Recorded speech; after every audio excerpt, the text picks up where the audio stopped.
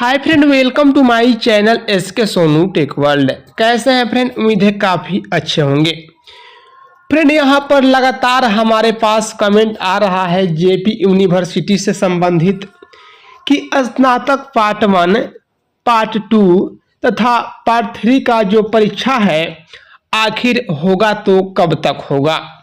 Session 2023-27 part 1, 21-24 part 2 तथा 20-23 part 3, इन सभी का एग्जाम होना बाकी है। छात्र एवं छात्राएं बेचैन हैं। बेचैनी की बात भी है क्योंकि सब यूनिवर्सिटी में ये सभी सेशन क्लियर हो चुका है, लेकिन जेपी यूनिवर्सिटी ही एक ऐसा यूनिवर्सिटी है जहां पर ये सभी सेशन लटका हुआ है। चलिए, क्या कुछ इन्फॉर्मेशन निकल करके आया है इस वीडियो के माध्यम से हम आपको विस्तार में एक एक करके बताएंगे। तो आप सभी इस चैनल को सब्सक्राइब करके घंटी को दबा दें अगर अभी तक सब्सक्राइब नहीं किए हैं तो, क्योंकि आपको मालूम होना चाहिए कि हमारे चैनल के माध्यम से सभी जानकारी सही और सटीक दी जाती है। चलिए वीडियो को शुरू कर लेते हैं। फ्रेंड, जैसा कि आप सभी को मालूम होगा कि जेपी यूनिवर्सिटी के जो नए कुलपति आए थे डॉक्टर प्रोफेसर परमेंद्र कुमार वाजपेयी ने, आते आते उन्होंने बहुत बड़े बड़े वादे किए थे, लेकिन आप सभी को मालूम होता है कि कोई भी अधिकारी जब नया पद ज्वाइन करता है, कहीं अलग जिला में जाता है, कहीं अलग स्टेट में जाता है, तो वहां जाते जाते वह बड़े बड़े वादे करता है, लेकिन वहां पर कुछ दिन रहने के बाद उसी हॉल के अनुसार घुल मिल जाता है। ठीक इसी तरह जेपी यूनिवर्सिटी का भी वही हाल है। आप सभी देख पा रहे होंगे कि जेपी यूनिवर्सिटी के जो नए कुलपति आए हैं उनके आए हुए कितने दिन हो गए, लेकिन अभी भी देखा गया यहाँ पर कि कोई भी एग्जाम उनके अंडर में नहीं हो पाया। एक एग्जाम हुआ है जो कि स्नातक पार्ट 1 का एग्जाम हुआ है, वो भी पहले से कुछ ठीक ठाक था तो उनका एग्जाम हो गया, लेकिन मामला कहां पर फंसा हुआ है आप सभी को जानना जरूरी है। मामला यहां पर आप सभी जानते हैं, पहले से मैं लगातार आप सभी को बताते आया हूं यूएमआईएस को लेकर के। यूएमआईएस जो एजेंसी है वह अपना काम छोड़ दिया, लेकिन आप लोगों का जितना डाटा था सभी डाटा यूएमआईएस के पास ही था। तो यहाँ पर अब देखा जा रहा है कि जो यूनिवर्सिटी है वो कंफ्यूज कर गया है कि आखिर इन सभी छात्र छात्राओं का डाटा जो है कलेक्ट किया जाए तो कैसे कलेक्ट किया जाए, क्योंकि आप सभी का डाटा जब तक यूनिवर्सिटी के पास रहेगा नहीं आप लोगों का एग्जाम होगा नहीं। क्योंकि आप सभी देखे होंगे कि अभी पीजी के सेकेंड सेमेस्टर एवं थर्ड सेमेस्टर का जो एग्जाम फॉर्म है उसको भरा गया था तथा उसका एग्जाम का डेट भी आ चुका है। तो आप सभी को जानकारी के लिए मैं एक बात बता दूं कि जो भी छात्र एवं छात्राएं सेकेंड एवं थर्ड सेमेस्टर का परीक्षा फॉर्म भर दिए थे, जो कि यूएमआईएस एजेंसी के वेबसाइट पर फॉर्म को भरा गया था, पेमेंट भी वहीं पर किया गया था, तथा आप सभी को मालूम होगा कि जो सेकेंड सेमेस्टर का एग्जाम देने वाले हैं उनका फर्स्ट सेमेस्टर का अभी भी मार्कशीट नहीं मिला है। जो थर्ड सेमेस्टर का एग्जाम देने वाले हैं उनका सेकेंड सेमेस्टर का मार्कशीट अभी भी नहीं मिला है।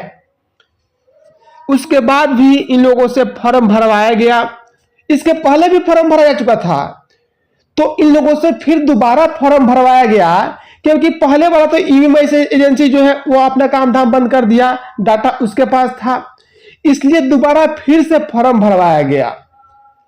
और जो छात्र पहले पेमेंट कर दिए थे यूएमआईएस एजेंसी पर, अगर उनका पेमेंट का स्लिप खो गया था उनको दोबारा पेमेंट करने के लिए बोला गया था। उसके बाद इन लोगों का फॉर्म का प्रोसेस कंप्लीट हुआ। आप सभी जानते हैं कि पीजी में छात्र एवं छात्राएं कम होते हैं, इसलिए इन लोगों का जो एग्जाम है अब कराया जाएगा, क्योंकि इन लोगों का डेट शीट आ चुका है। यहाँ पर आप सभी देख पा रहे होंगे 26/4/2024 को यह डेट शीट जारी किया गया है। सवाल है कि आखिर स्नातक पार्ट 1, पार्ट 2, पार्ट 3 का एग्जाम होगा तो कब तक होगा। तो यहां पर मैं आपको साफ साफ क्लियर कर दूं कि जेपी यूनिवर्सिटी की मंशा नहीं है कि आप लोगों का इस मंथ में भी एग्जाम हो सके। ऐसा मैं क्यों कह रहा हूं उसका भी मैं प्रूफ आप सभी के सामने रख देता हूं। यहां पर आप सभी देख पा रहे होंगे कि ये जो एग्जाम होने वाला है 14/5/2024 तक एग्जाम चलने वाला है पीजी का। उसके बाद यहां पर आप सभी देख पा रहे होंगे, यहां पर आपको नीचे में लिखा हुआ मिल जाएगा 22 से लेकर के 30/5/2024 के बीच में यहां पर प्रैक्टिकल का एग्जाम होने वाला है। तो इसके बीच में तो हर हाल में आप लोगों का एग्जाम का कोई प्रोसेस नहीं हो पाएगा। उसके बाद आप सभी को यह भी मालूम होना चाहिए कि सारण में 20 मई को इलेक्शन भी है। तो आप सभी इस तरह से समझ सकते हैं। तो फिर आप सभी को बता दूं कि मई मंथ में भी आप लोगों का एग्जाम नहीं होने वाला है। गलती किसकी है? छात्र छात्राओं की।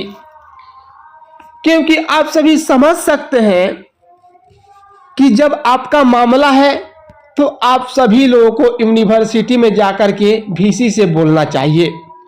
लेकिन ऐसा कोई भी छात्र एवं छात्रा नहीं है जो जा करके जेपी यूनिवर्सिटी के वीसी से सवाल कर सके, परीक्षा नियंत्रक से सवाल कर सके कि आखिर हमारा एग्जाम होगा तो कब होगा। पिछड़ तो सेशन आपका रहा है। अगर कोई फॉर्म आ रहा है भरने के लिए तो आप नहीं भर पा रहे हैं। यहां पर आप सभी समझ सकते हैं कि अगर आप लोगों का सही समय से सेशन क्लियर नहीं होगा तो आप कोई फॉर्म भरने के लिए सोच भी रहे होंगे, अगर आपका एज एक्सपायर हो जाएगा तो वो फॉर्म भी नहीं भर पाएंगे। तो आपको इस बात को सोचना होगा कि आखिर आप लोगों को क्या करना चाहिए। आप सभी ये भी समझ सकते हैं कि जो भी छात्र छात्राएं हैं, चाहे स्नातक पार्ट 1 के हो, पार्ट 2 के हो, पार्ट 3 के हो, जो भी आप लोगों का पहले प्रोसेस हो चुका है, चाहे आपका फर्म से संबंधित हो, चाहे आपका जिससे भी संबंधित हो, अगर ईवीएम-आईएएस एजेंसी आपका काम किया है तो समझिए कि वो काम आपका फिर से दोबारा होने वाला है। अगर आप फॉर्म भर दिए हैं तो आपको फिर से फॉर्म भरना होगा। अगर आपका मान लीजिए कि रजिस्ट्रेशन वह किया है तो फिर आपका रजिस्ट्रेशन यूनिवर्सिटी करेगा। जो भी काम अगर ईवीएम-आईएएस एजेंसी कर दिया है, अगर उसका जरूरत पड़ेगा तो फिर से सभी काम आप सभी को करना होगा।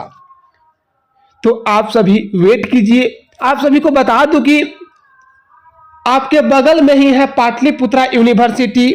उनका स्नातक सेकेंड सेमेस्टर पार्ट 1 का एग्जाम होने वाला है 23-27 का। जबकि यहां पर स्नातक पार्ट 1 सेशन 23-27 जेपी यूनिवर्सिटी की बात करें तो अभी छात्र छात्राओं को रजिस्ट्रेशन भी नहीं मिला है। तो आप सभी देख सकते हैं कि कितना सेशन पीछे चल रहा है। तो आप सभी को कुछ ना कुछ जरूर करना होगा, तभी जाकर के आप लोगों का सेशन समय से हो सकेगा। नहीं तो बस आप ऐसे ही पैर पर पैर चढ़ा करके बैठे रहिए, इससे कुछ होने वाला नहीं है। बस आप लोग इंतजार ही कर सकते हैं।